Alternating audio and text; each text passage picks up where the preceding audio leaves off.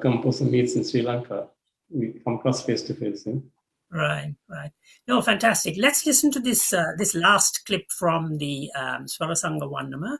It's, as I said, a piece written mostly for strings, and it's very intense writing, and it keeps getting a crescendo. It keeps getting more intense and rising in its phrases and pitch. And let's listen to that, and then we'll come back. And I think after we come back, we're going to talk a little bit about Harsha and his jazz life, if you like, and the way he brings in folk music into jazz.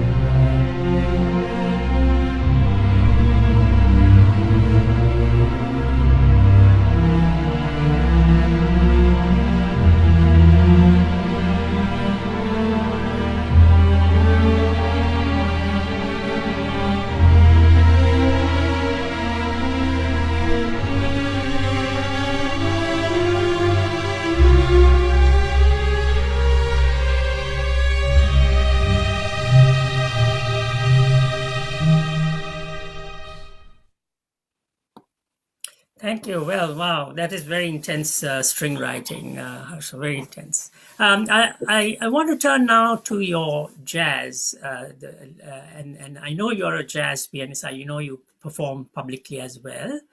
Tell us a little bit about your own jazz experimentation, and also how you try to bring in your, the Sri Lankan folk music into your jazz compositions. Because the next excerpt that we are going to play is a jazz improvisation on the Gajaga Vandama, which is fairly well-known Sri Lankan Kandyan dance Vandama, which is it's a rhythmic song to which people dance, and Gajaga meaning the elephant. The Gajaga Vandama it depicts the grandeur and majesty of the elephant. But before we get to that excerpt, tell us a little bit about your jazz and how you combine folk music into it. Yes, I think, first of all, jazz means to me freedom, or the expression of freedom, or the expression of the lack of freedom. Sometimes freedom may not be derived from, or freedom may not be taken away from people, normal people, laborers. I mean, people who are working on the fields, or other workers. But even an artist can be, be without his freedom. I mean, for instance, in Sri Lanka, we may have artists who are not getting a fair share of exposure due to various reasons, like political reasons. Some artists getting together and joining politicians and controlling the media or whatever. All these things boil down to the same. It's a kind of slavery, actually. So people are derived of their freedom. So in my case, I want to express what a person feels when he's derived of these thing called freedom, because music is just a medium for me, medium to express my idea about how I should live, or how people should react to me, or how I should react to people. So that is one of the main things I'm trying to talk through this medium. So jazz, I do not, and I'm not trying to compose in the way Miles did, or maybe Duke Ellington did, because their environment is different to me. But what we have in common is we are looking for freedom. We are searching for freedom. And what you may say, and also jazz allows you to improvise very much. Correct. But then you might say, then what about Indian Ragadhari music or Arabic music or Gamelan music? They also, there's a lot of improvisation there. But there's a difference between jazz and those types of music, because in jazz, jazz had the early marriage between Western theory, Western influence, Western theory of music, Western performances. Jazz got this early sort of meeting with this genre of music, the vertical aspect of music, and the harmony. Right. So improvisation is very much an important part of jazz. It is also, of course, a critical and important part of Indian Ragadhari music, of the music of the Middle East or the Far East as well. And of course, if you look at Western music, as you go back in history to the Baroque period, or even the Renaissance and the Middle Ages, improvisation was an extremely important part of music. Less so, of course, when you come to the classical and romantic periods in the modern period. Although in the modern period, again, composers, literally ask you improvise using these following notes. So improvisation is an important part of, definitely part of music generally, but of these elements. How do you use this folk music in your jazz? And by the way, we have two interesting questions. One is from Taranga Gunatilaka, whom I'm sure you know is a great. In fact, we're going to have her on our next program in March. She asks, do you write vocal music as well? And if not, do you have plans to compose anything in the future for voice? Now, I know in the next excerpt, we have your wife, Netra, singing, actually, the Gajagawanama as part of the composition. And I know you have written some vocal music, songs, for example. But you may want to speak a little bit more. And then Laya Alas has a question also. And the question is, have you considered extending some of this learning to create more Sri Lankan jazz, more mood music based on the classical foundations? So as you answer my question, you might want to incorporate an answers to those two. Go ahead. Yes, actually, now about concerning vocal music, yes, I consider the human voice another instrument. So if I get an opportunity, if I get inspiration to write for the voice, I will immediately go ahead and do it. And in fact, I'm working on such a work where you will there will be the voice gliding between the semitone, inside the semitone, in harmony. Of course, in Oriental music we have it, the voice going between the tone. Maybe it might glide into 7 sections sometimes in Arabic music, or 4 sections in Indian music. But when you try to harmonize it, like what happens in Bulgarian music, they are doing it to a certain extent. But I want to do it in a more scientific manner, a planned, pre-planned manner, more intensive kind of harmony. the vertical aspect brought into the melodic development, the horizontal part of it. I actually want to answer her question. Yes, I'm interested, and I'm. No, you've written a musical as well, Ravana's Dream. Yes, so Yes. I have written more music. But what about the previous question by Laya Alice about creating, jazz, Sri Lankan jazz mood music?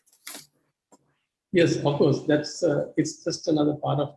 In fact, I have an album which I didn't release. All this is called Sketching on a Rough Canvas, which is actually exactly what I think he's talking about.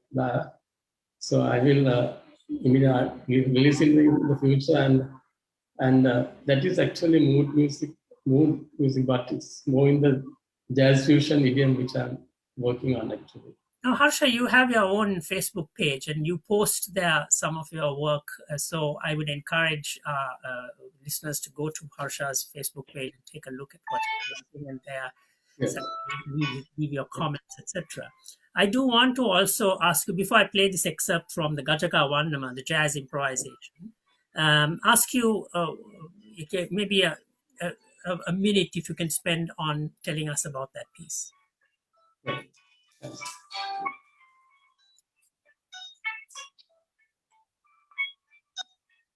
Yeah, we're getting a little bit of feedback on from some music. Yeah, sorry. Yeah, yes. Okay, all right, good. It's under control. So, tell us about this piece, the Gajaka Vandama.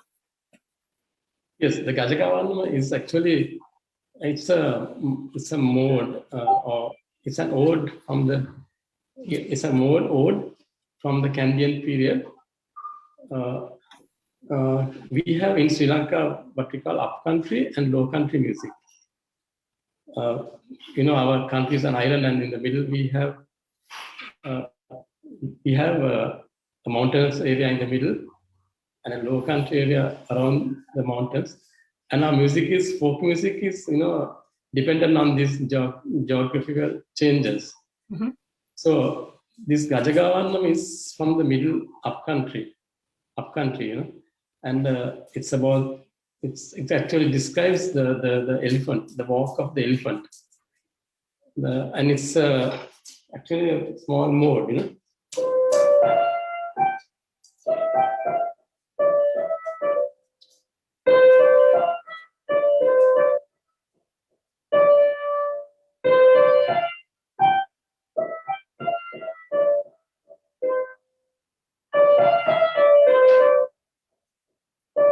So it actually ends on the 9th note. See, it ends on 4 notes that it ends on the 9th note. So this is very peculiar in that way. And there's a lot of study on the Gajagavannama because it's played at the Dalda Malgaon in Kandy for various functions, and it is very revered kind of music in Sri Lanka, the original. Right. Board.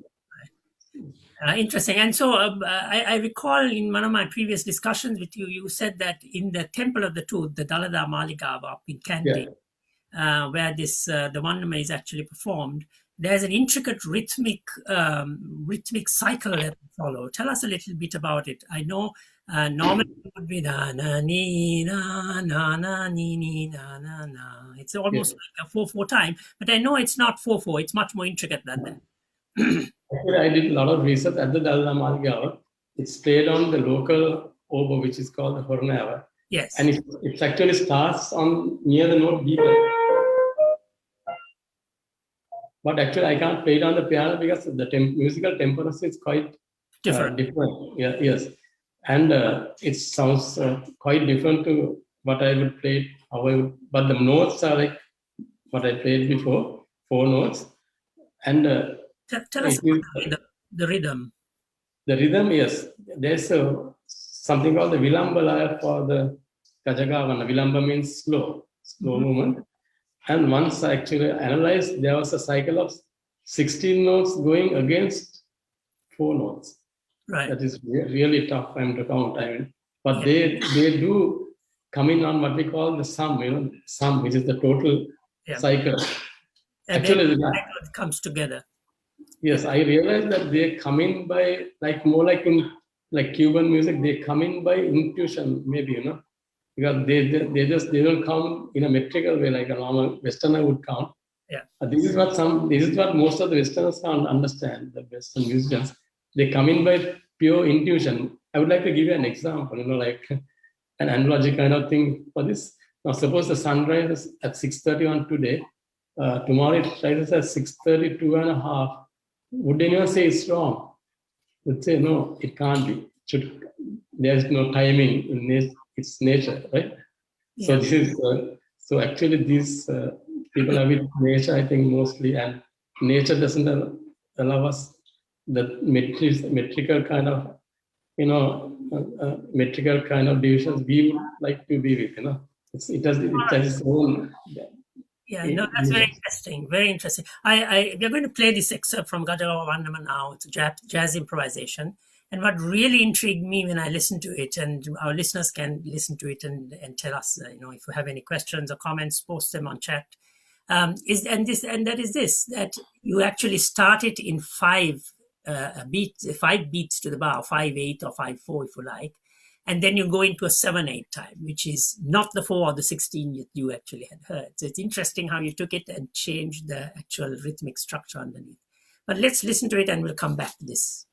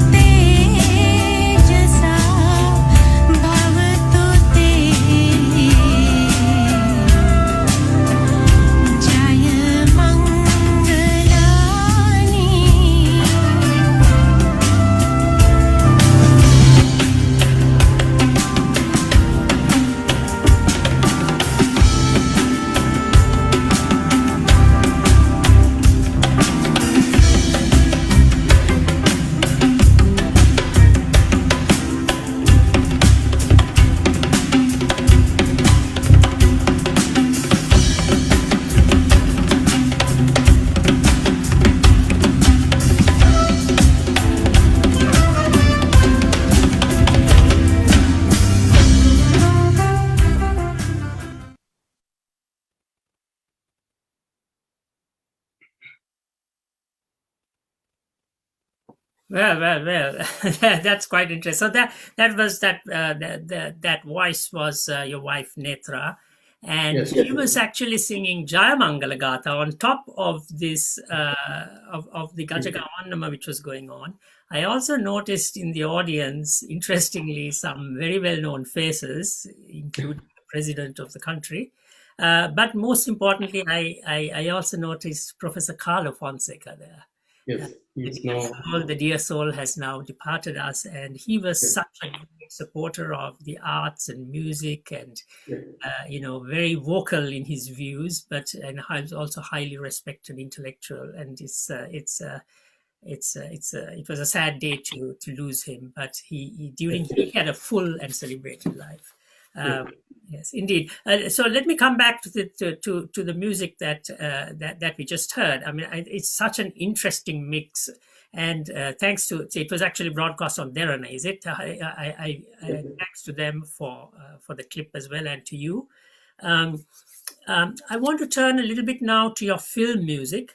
But we also have more questions coming in, Harsha. So as we go along, I hope you can respond to these as well. I mean, Susan Marita McGuinness, she was Anandapa before married, of course. She was at one time the administrative officer of the symphony orchestra and now lives here in the United States.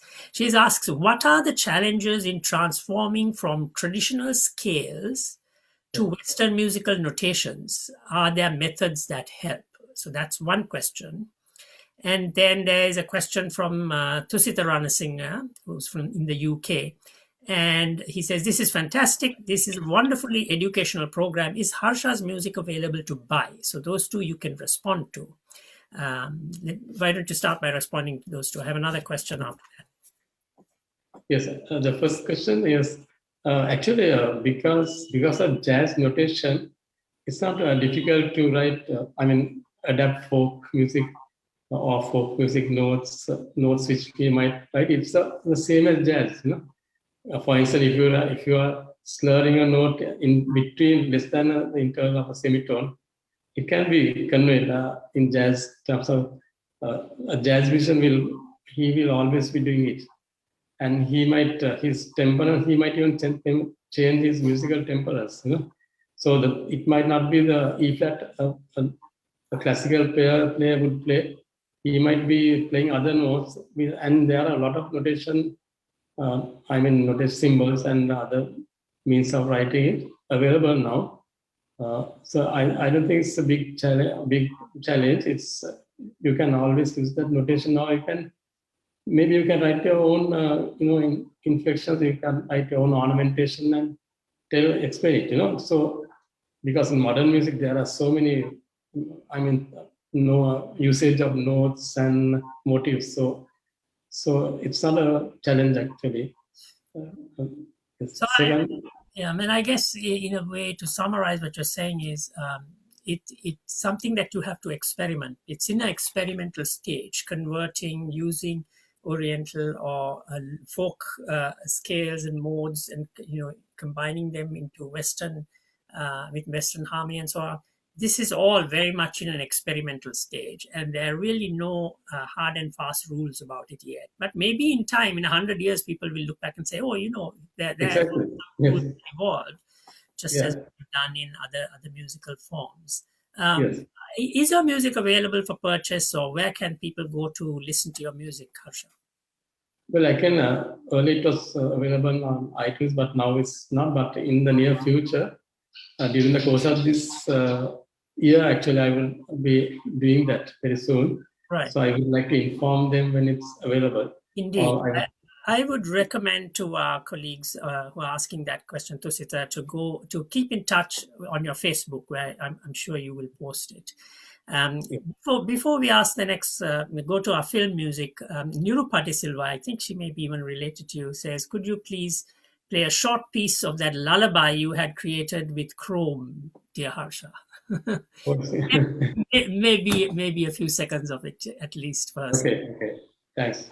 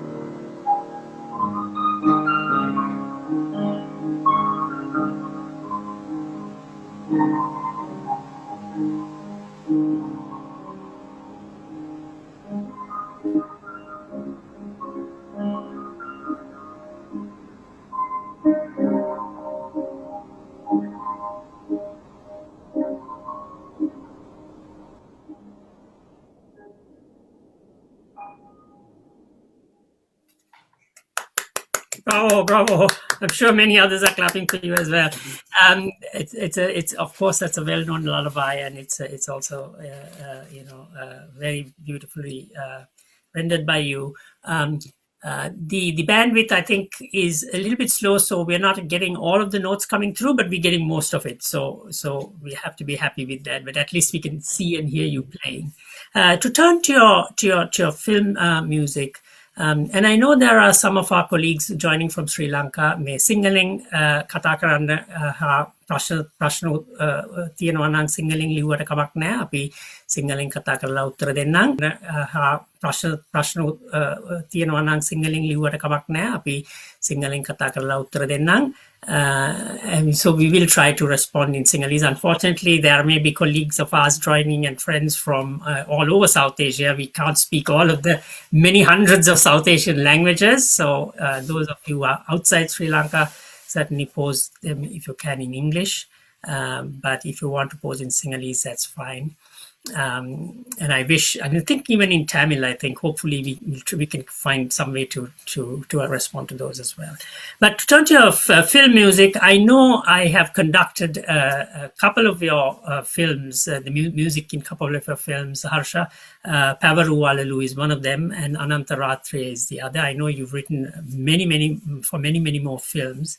And so let's turn a little bit to film music. To be honest with you, I've only written music for one film myself, and I haven't tried my hand at other things. It may not be my cup of tea. It's not every composer's cup of tea, but I know you enjoy doing it.